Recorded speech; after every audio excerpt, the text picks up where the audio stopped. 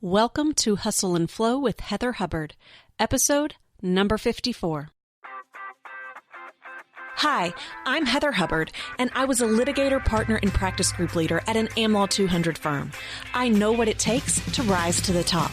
I also know all too well the toll it can take on your personal life. So how do you shine bright without burning out? How do you embrace your ambition without selling your soul? You're listening to the Hustle and Flow podcast. Welcome back. I am your host, Heather Hubbard, and today we are talking about how to give a great presentation. But before we get to that, I did want to share with you that the Smart and Ready quiz is here. If you have been thinking about changing jobs, changing careers, whether you're really serious about it or not, you're just not sure if it's the right move for you, I want you to take this quiz. I created it for smart attorneys just like you that want to make the right next move. So the Smart and Ready quiz, it has 8 questions, multiple choice. And at the end, you will find out if you are in one of 3 groups. Don't quit your day job, dazed and confused, and good is gone. And I'll then share with you based on your results what your next step should be. And you'll also get an opportunity to sign up for my free 4-part training series on legal career clarity to help you move forward. So if you are interested in taking that quiz, all you have to do is go to legalcareerclarity.com. Again, that's legalcareerclarity.com, and we will put that in the show notes for you as well. Okay. Let's move on to how to give a great presentation. I get a lot of requests from colleagues, other attorneys, just asking for tips on how do you structure your presentations. You do such a great job when you're speaking. How do you approach putting it together? And I've always just given that advice out, but it occurred to me that you all might want to hear how I do it. I'm definitely not claiming to be the best speaker in the world, but many people do hire me to come speak, and it is something that I really enjoy. I've always had great stage presence, I guess you could say, but I didn't always give great presentations. I've taken many workshops, have worked with many different coaches on how to really improve my presentation skills. And so I thought I would just share that with you today because most of you probably give presentations in some form or fashion, whether it's a CLE, it's internal to your own company, or maybe it's for your clients, whatever it is. My guess is that most of you can really benefit from some tips, techniques on how to give a great presentation. So I have broken this down into 7 steps. And the truth is that it's really only 6 steps, but I added in the first because if you don't have that, the rest of it doesn't even matter. So I have written out 7 different steps. We're going to walk through them today on the podcast, but I did want to give you a heads up that we will have a free download for this one. This is probably an episode where you're going to want to take notes. And if you are exercising, if you're in your car, if you are in a place where you can't do that, I want you to have the checklist, the cheat sheet available. So if you're on my email list, you're already going to get a copy. I email that out to you. I always do that when there's a free download. If you are not on my email list and you would like a copy of this free download, all you have to do is go to hustleandflowpodcast.com/54. Again, hustleandflowpodcast.com/54, and you can grab your free copy. Okay, so let's start with this first step. The one that I'm saying is not really a step, but if you don't have this down, the rest doesn't matter. Okay, it's presence. You have to have good presence. You could have the best presentation in the world in terms of content, but if you're a nervous wreck in front of the room, no one's going to hear what you're saying. And that may sound shallow, but it's the truth, and so it needs to be said. If you struggle with presence in front of a room, you really don't need to be working on how to give a great presentation. You need to go get training on how to have presence. And sometimes you can find that in a professional development setting. There are coaches out there that can help you with that. I'm sure there are plenty of legal organizations that have some type of training on presence. But you might also just go to some kind of class on theater. That certainly would help you. So here's the thing. We all get nervous and anxious when speaking in front of a crowd. And I say all because, I don't know, certainly that's true. I think Bruce Springsteen and Taylor Swift even say that they get nervous before every show and feel like if they stop getting nervous, they're not doing their best. And, there's so many different surveys out there that show public speaking is like the number one fear that most people have. So, if you don't have nerves or anxiety, great for you. Congratulations. But for the rest of us, of course, we're going to be nervous. Of course, we're going to have anxiety when we go to give a presentation, especially if that's not something we do on a regular basis. Okay. So you've got to figure out, though, how to control those nerves. And if you stand in front of a room and your voice cracks, like more than once, if you stand in front of a room and your voice is shaky, right? Like people can just hear the nerves in your voice. I know you've witnessed this. I have. I'm thinking of a few in my mind right now where it was just so painful. They might start sweating, or you get like so stiff that you're not even moving. It's like you are clinging onto the podium. They're stuck behind the podium. They're literally clinging to it for dear life. And then there's those that, they have the nervous pacing. And so they just pace back and forth, back and forth, back and forth. You've all witnessed this. What happens when someone is pacing back and forth? What happens when someone looks like a ghost clinging to that podium? What happens when you hear the nerves in someone's voice? That's all you can focus on, right? You're really distracted. You're not listening to anything they're saying because you are so focused on, and this is going to sound terrible, but it's the train wreck in front of you, right? It makes everyone feel uncomfortable and you feel sorry for that person. I mean, I think genuinely most of us are rooting for others to succeed, and we want others when they're speaking to us to succeed. It makes our experience better. It is more enjoyable that way. So when someone has a really shaky voice or they're obviously super, super nervous, our energy starts to focus on that. And we just feel so bad for them. And we're like trying to help them out. And we're like, oh my gosh, we don't hear a word. We don't hear a word. And, it could be embarrassing. That's fine if it doesn't matter. But most of you are giving presentations to either impress others in your job as you're trying to move up the corporate ladder, or you're trying to impress colleagues, right? You're trying to build a reputation with others in your legal community, or you're trying to get clients. And so in every single one of those situations, it's really important that you have good presence and you have your nerves under control.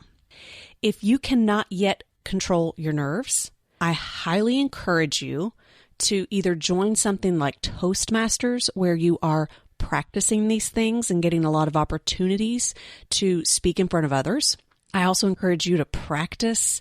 And by practice, I mean in front of other people. You can practice in front of your mirror, but I also want you to practice in front of a safe group of people. I don't want you giving presentations. Okay? I actually don't even want you to listen to the rest of this podcast, because if you have poor presence, the rest of it will not matter. So again, that's technically not part of how you put together a great presentation, but I do want you to know how important that piece is. Okay? So the flip side of that, what does presence mean? Presence means you are confident. And even if you're not confident, you portray yourself as confident. You make eye contact with people in the audience and not just the same person, right? You want to look around. You don't want to stand behind the podium the entire time unless Maybe it's like a keynote or graduation speech where they ask you to. That's okay. Otherwise, you want to have some variety. Stand behind the podium some, but also get outside. Move beyond the podium. You want to use your hands. You want gestures, but not all the time. You want to move around, but you don't want to pace. You've all seen great speakers. You know what great presence looks like. That's something that you can just practice. Okay? All right. So now that you've got the presence down, let's talk about how you actually pull it together and have great substance. All right. So the second step is to know your audience. This means not just who are you talking to, but what does the room look like? How is it set up? How much time will you be speaking to this audience? How long will they have been listening to others speak, right? Is this just one-off training, or is it an all-day or multiple days worth of CLEs or something else, right? You want to know who's in the audience, what motivates them, what are their personalities, what's their expertise, and how exhausted they're going to be, right? Like how much attention they even have to give you. So you want to start with what's your topic. And a lot of times people just pick topics as opposed to really working with the person putting on. It's going to change. If it's someone putting on a CLE, then you really want to talk to the faculty sponsor, the organization that's putting this together, that's going to know who's in the room, right? And what they're trying to accomplish. So if someone asks you to come in and be a part of a larger conference, it could be, a company or a firm that's asking you to come in. Maybe your outside counsel, an in-house counsel asks you to come in and present.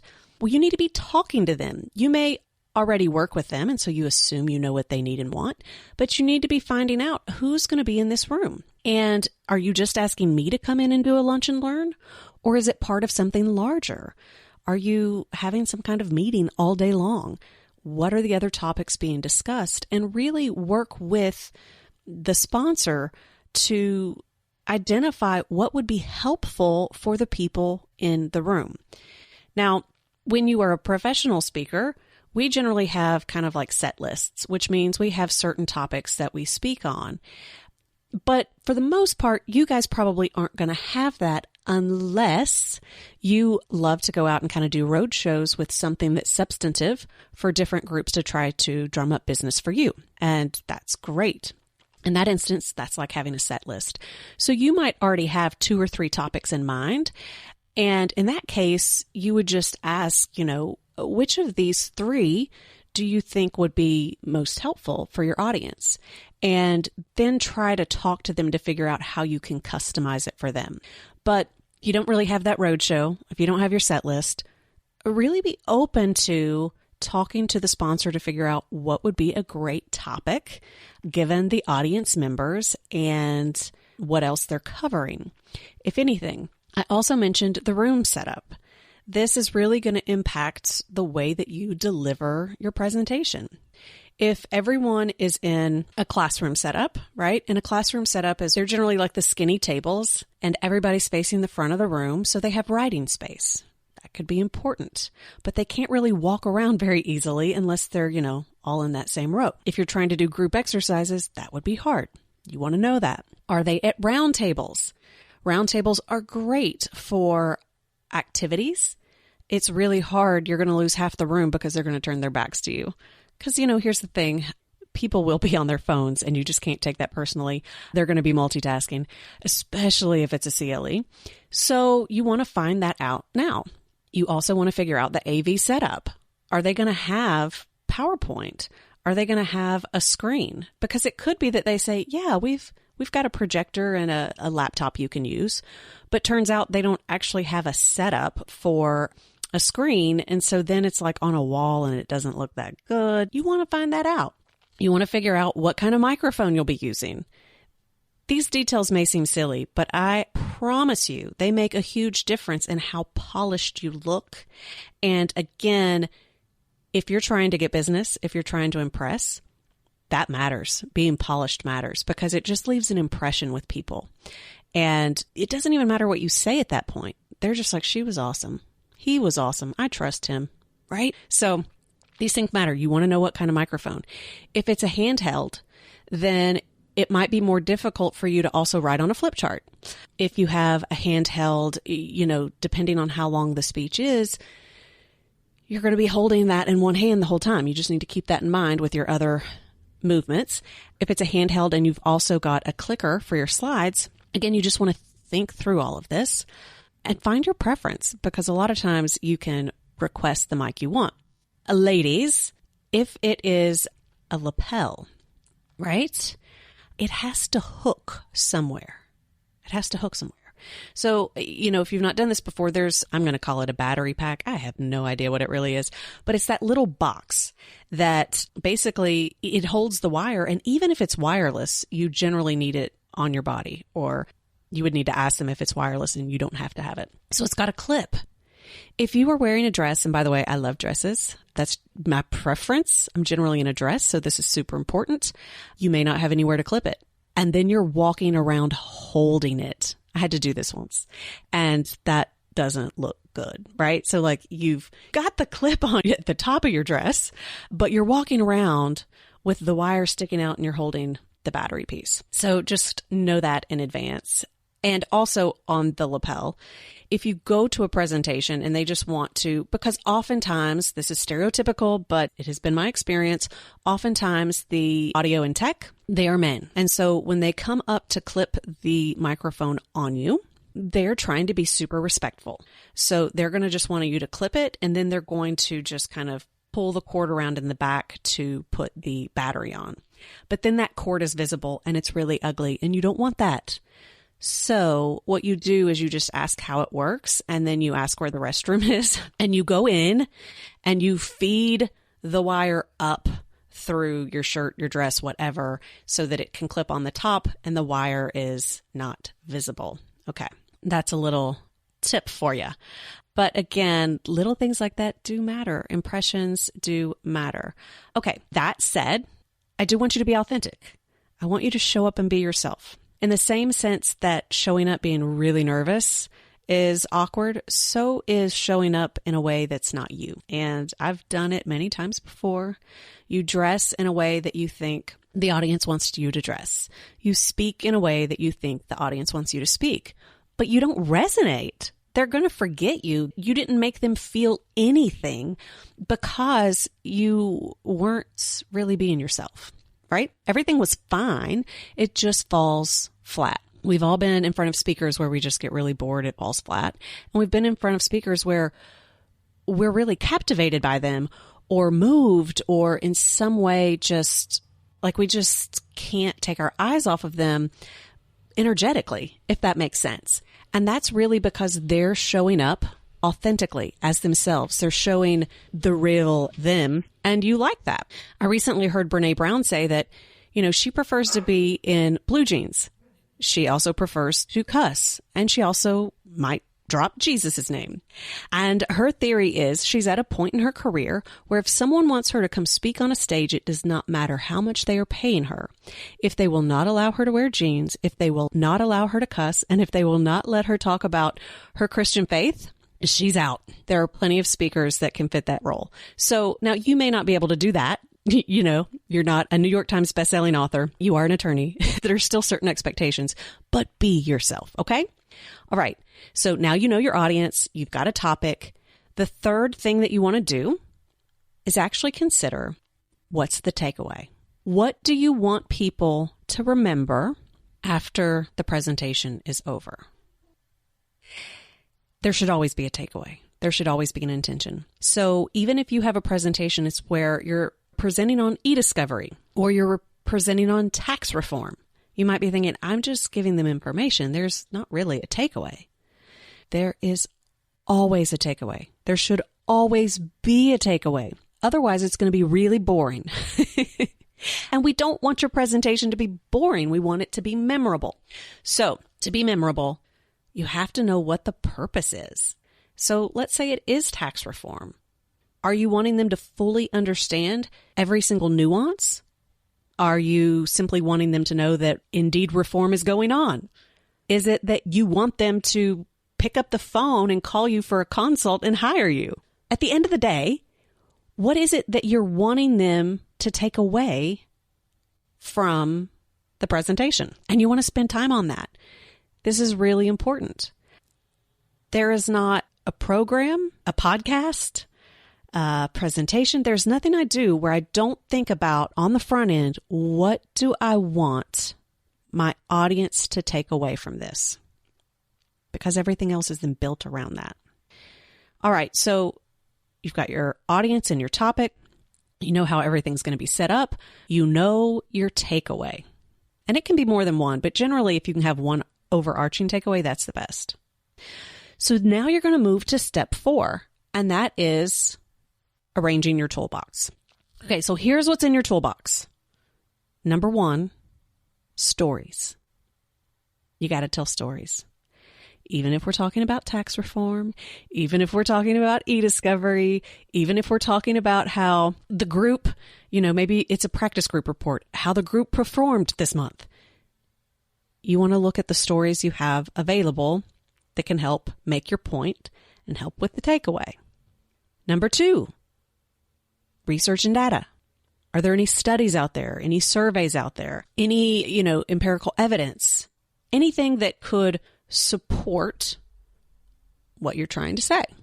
Number 3, examples and analogies. When you start talking about a concept, how do you put it into practice? How can you present it in a way that people understand what you're meaning? So it's not a story, but you're showing people how you pull it together. And then 4th, steps, systems. To the extent that what you are sharing can be put into, I don't know if you notice, I'm doing it on the podcast today, 7 steps. If you can put it in a certain number of steps, that's always helpful for people. If you can put it into a larger system where they can see how a framework comes together, that's helpful. So this toolbox, I'm talking about 4 different things here. You may or may not want to pull from all of them. The reason why you want to consider them is, 1, it creates variety. And anytime you can mix things up, you're going to have a better chance of keeping someone's attention. It is human nature for us to drift off. Okay? But the other reason why you want to do it is because we all have different learning styles. Some people learn the most just by hearing stories because they're just engaged. They relate to you. Other people, the super analytical ones, they need research. They need data. They need to hear about that stuff. And then there's examples and analogies. Some people, especially if they are visual learners, when you're talking about things, it may not pull together for them. And so if you can give them examples, if you can give them analogies, it helps them visualize what you're saying and they see, what you mean. And then that last part, steps, systems, and frameworks, this is for the really organized group. They always want to know, well, what's this process? I hear what you're saying, but how does this apply to everyday life? What is the process? I just need the checklist. What is the process? That's for that group. Now, when you're in an area that is not as strong for others, they're going to get bored, right? So one thing you might want to consider is, can you focus on a story, some research, give an example, and provide a system, a structure, steps that all basically say the same thing? You're proving the same point. They're all intended to help with the takeaway. It's just being said in different ways, and it allows each and every learner to fully hear it in the way they need to hear it in order to have that takeaway. So if you have a roadshow, if you kind of have a set list, this is easy because you're going to compile these. If you don't speak as much, you may not. So it's going to take some time for you to just kind of to think through, well, what do you even have available? And with stories, it's not always obvious. With e-discovery, you might think of one of your own disasters or a disaster of a client, right? You don't have to use names. You don't have to get specific, but you're telling a story. People want to follow along. Research and data. Again, you might want to go to articles on this. You might just want to look at the numbers from a particular matter. So with eDiscover, you might want to start talking about, a terabyte, and you might want to talk about how many documents that is and how many are being reviewed and how fast and what's the cost, right? So just using numbers. Examples and analogies. If you're telling someone that they should be doing it in a certain way, that's where you're then going to give them an example of how they would actually do it. And again, you're going to come up with a few different examples. You're probably going to come up with a few different research ideas. You're going to come up with a few different stories. You're going to come up with maybe a few different arrangements of steps. At this point, you are just brainstorming. I actually like to have Post-it notes. And so different colors represent each of those 4 categories in my toolbox. And I have lots available. And so then I can step back and I start putting it together and I can see how it flows. And I can change it in and out. So that's number 4. You're really just working on your toolbox. Once you have your options, again, you're not making decisions with the toolbox. You're saying, what do I have available to me that can support my takeaway? Then you want to move to step number 5, and that is structure. How are you going to structure your presentation in a way that's going to be most effective for your audience? And this is where you might really want to use those Post-it notes. So timing is going to matter, right? How much time do you have? And then from there, you're going to start weaving in your main points. So if you know what your main takeaway is, it becomes, well, can I do that in just one big swoop? Or do I really have to break that down into 3 or 4 pieces in order for that takeaway to really, be understood? So once you know the big picture, then you start saying, okay, how am I going to pull my toolbox together so that I'm presenting this in a way that sounds really good, right? People can just pay attention, they can follow along, and it all flows, right? You want it to flow. And so that's where you always want, when you're thinking about structure, you always want a really strong opening. I always try to open with my takeaway. I don't necessarily tell them that's my takeaway, but I want to go ahead and start there. I really like closing loops. So I like to start with my takeaway and I like to end with my takeaway. But it looks different. When I'm starting with my takeaway, I'm really laying the foundation for why the takeaway even matters. I'm either just sharing my opinion or I'm trying to get buy-in.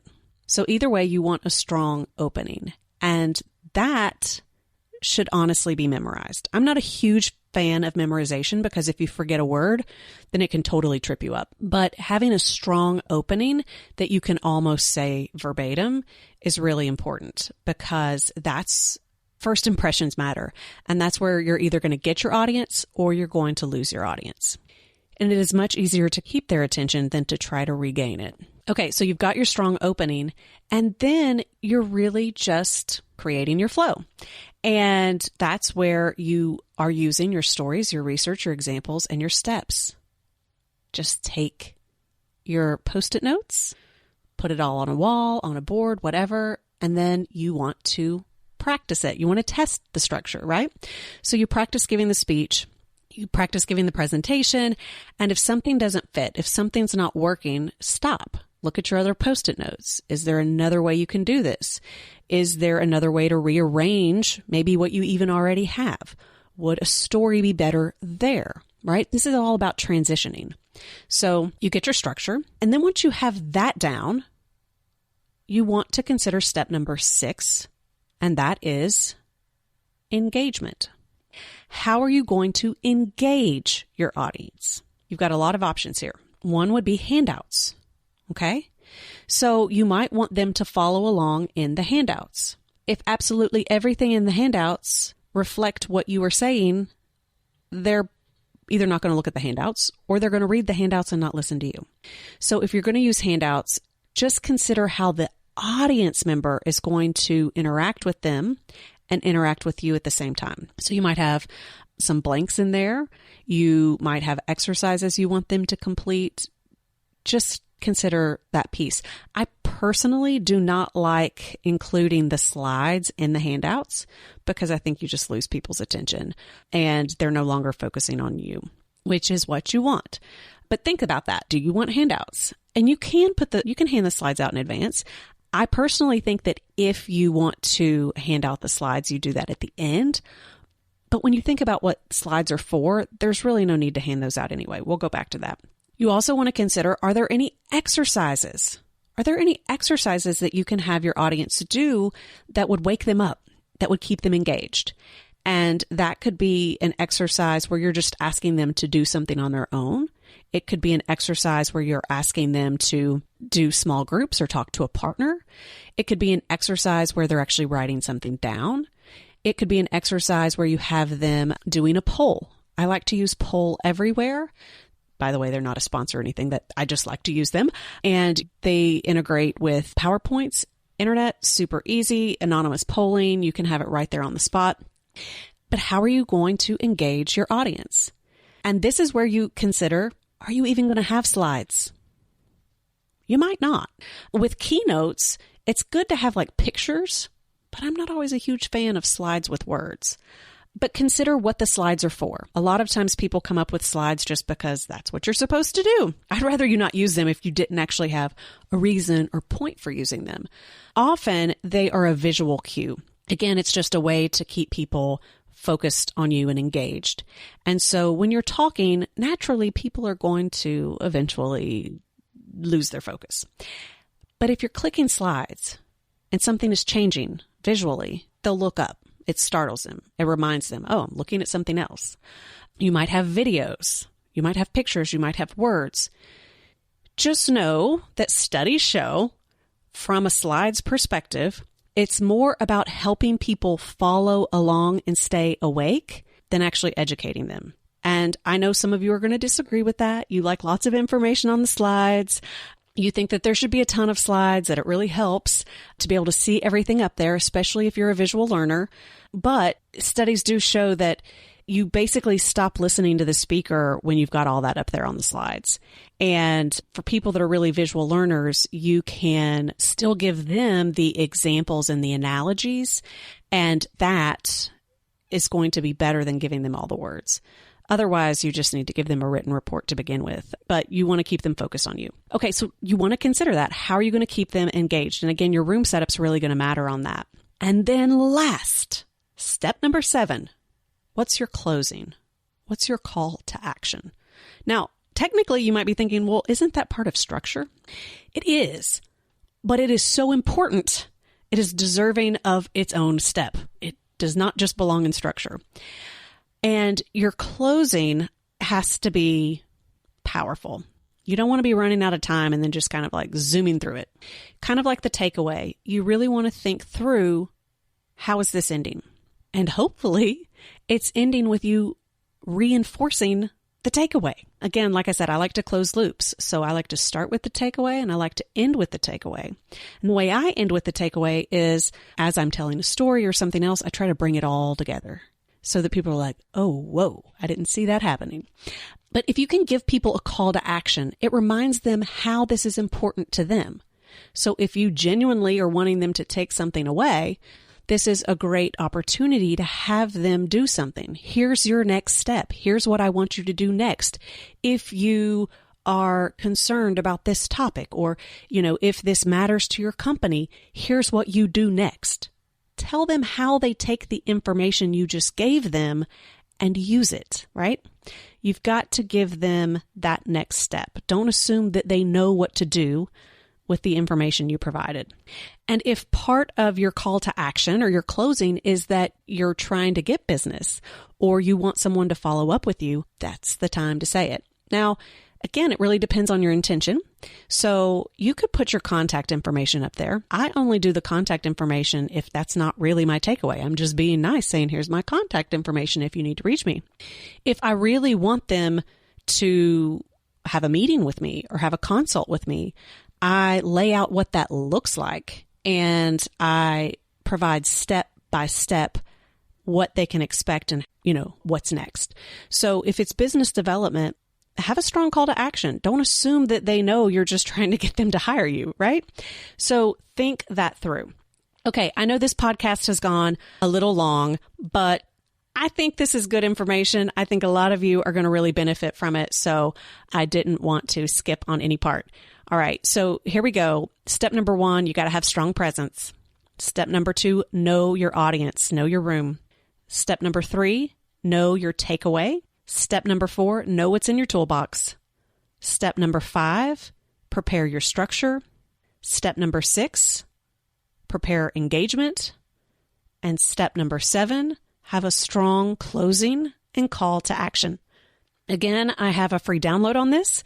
If you are on my email list, you will get a copy. If you are not, you can go to hustleandflowpodcast.com/54. Again, hustleandflowpodcast.com/54. All right. Have a great week. Give some great presentations, and we'll talk soon. For show notes, downloads, and other free resources, and to keep the conversation going, head on over to hustleandflowpodcast.com. See you there.